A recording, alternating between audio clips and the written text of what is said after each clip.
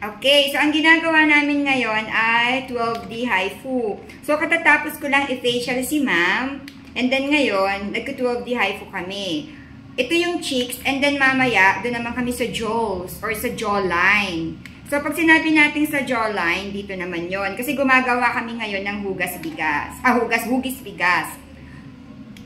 So ang singil natin per session sa ganito is 3,000 per session. Napakamura niya kasi after ng 12D HIFU, ang isusunod naman natin is mesolipo. So, ibig sabihin, mag-i-inject tayo ng fat melting solution or gamot dito sa kanyang jowls, pati yun dun sa kanyang double chin. So, yung 12D HIFU niya mamaya, kasama na rin dito yung sa double chin na din. So, ano bang pinagkaiba ng 12D HIFU sa traditional na HIFU, 4D, at saka dun sa 7D?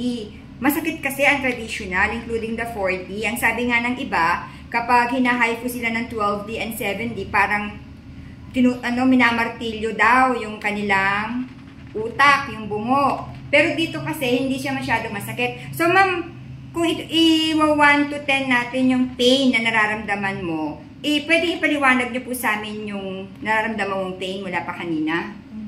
Parang may tumutusok lang siya, pero yung pain is tolerable siya. Siguro out of 10, 3. So ganun siya kaganda, no? As compared din sa mga traditional na HIFU.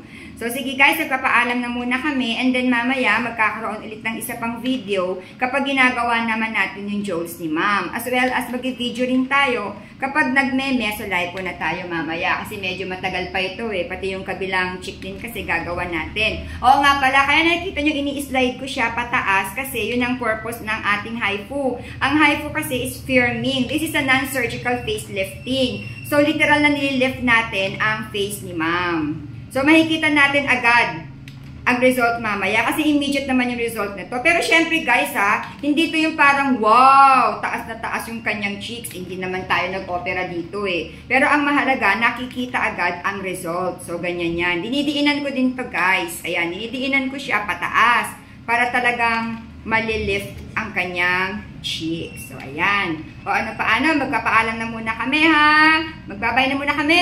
Bye!